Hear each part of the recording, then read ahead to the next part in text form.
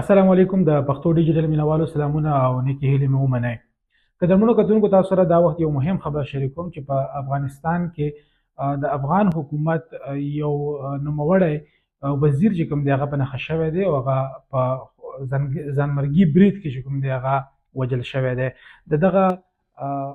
طالبانو حکومت چې کوم مهم وزیر و دغه نوم دی خلیل الرحمن حقانی، څوک چې په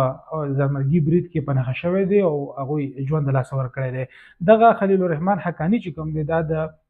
طالبانو حکومت کې وزیر هم و، ورسره کم چې سراج الدین حقانی دی د هغه تره هم و. دغه خلیل الرحمن حقانی د طالبانو حکومت د پناهګزینو امورو وزیر و او دوی چې کوم دی په کابل کې د دوی چې کوم وزارت دی د هغې په ودانۍ کې دننه په ځانمرګي برید کې وژل شوی دی. خو تر دې دمه په دې حوالې سره سرکاري څه بیان مخې ته نه دی راغلی دی چې په هغې کې د طالبانو حکومت دا خبره په ډاګه کړې وي چې واقعي چې کوم خلیل الرحمن حقانی دی د هغې د مرګ پخلی یې کړې وي. اوسه پورې داسې خبر مخې ته نه دی راغلی دی. خلیل الرحمن حقانی د طالبانو حکومت د وزیر داخله سراج الدین حقانی تره و او ورسره د افغان طالبان د حقانی نیټورک چې کم بانی وو یا د حقانی نیټورک چې کم مشر وو جلال الدین حقانی دغه ورور وو او دوی هم دغه حقانی نیټورک یو مهم تن ګڼل کېدو. سرچینې وایي چې په کابل مایګریشن چې کوم وزارت دی د هغې د ودانۍ دننه خودکش حمله شوې ده یا ځانمرګي برید شوی دی. د کوم په ټس کې چې 7 تنان چې کوم دی هغه وژل شوي دي او 7 تنه جوبل شوي دي. د طالبانو حکومت چې کوم مشران دی هغوی ویلي دي چې د خلیل الرحمن حقانی مرګ ته به چې کوم دی مړی نه بلکې شهید ویل کېږي. خو تر دې دمه یوه هم څه داسې ډلې د دغه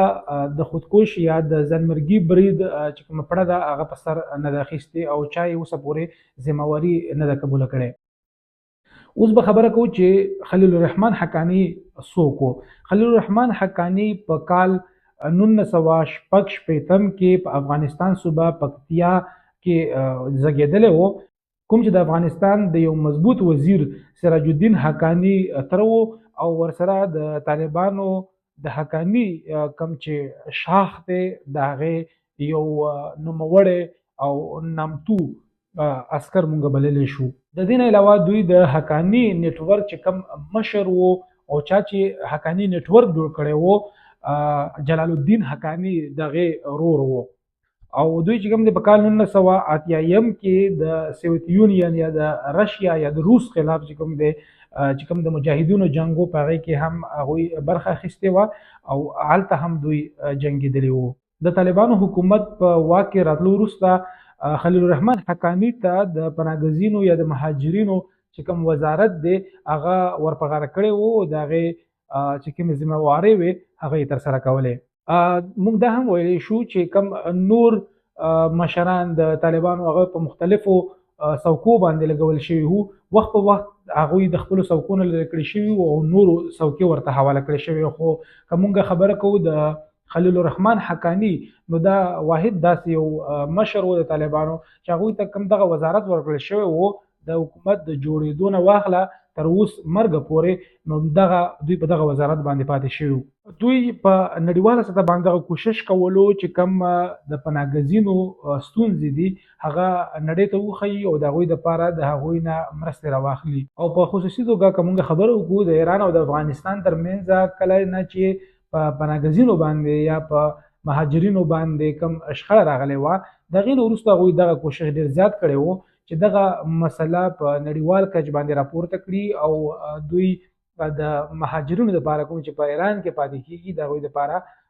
مرستې او د هغوی ملاتړ وکړي. کله چې امریکا په افغانستان کې وه او د طالبانو سره د هغوی جګړه روانه وه په هغه وخت کې امریکې دغه اعلان کړی و چې څوک د خلیل الرحمن حقانی په اړه باندې امریکې ته معلومات ورکړي نو $50,00,000 به هغوی ته په انعام کې ورکول کېږي. او دغه کم حقانی نیټورک چې و دغه امریکې په دهشتګرد یا ترخګرد تنظیم په کم فهرست چې د کومه ډله ده په هغې کې شامل کړی و. په کال 2001 کې حقانی په یو انټرویو کې دا خبره په ډاګه کړې وه چې امریکایي فوځیانو د دوی په کور باندې حمله کړې وه د کوم په نتیجه کې چې څو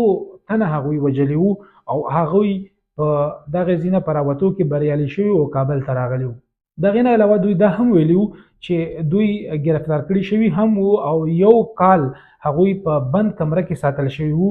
او د هغوی لاسونه خپې تړل شوي وو، د هغوی سترګې تړل شوې وې او د هغوی خپو ته بیړۍ اچول شوې وې. طالبانو یو مهم کمانډر د کوم نوم چې د خلیل الرحمن حقانی هغه پنهخه شوی دی او هغوی ژوند د لاسه ورکړی دی. په افغانستان کې سکه ډیر امن راغلی دی او ډیر زیات سکون راغلی دی، خلک په امان شوي دي، خو وخت په وخت باندې مونږ کتی شو چې دلته داسې حادثې یا داسې پیښې رامخې ته کیږي په کوم کې چې د طالبانو حکومت هم یا مهم چې کوم کمانډران دي کوم مشران دي هغه په نښه کولی شي.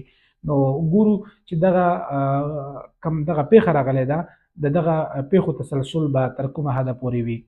یو طرف ته که موږ وګورو په افغانستان کې ډیر زیات د پرمختګ او د ترقۍ کارونه روان دي، خو بل وخت په وخت باندې داسې پیښې هم مخې ته راځي کوم چې د افغانستان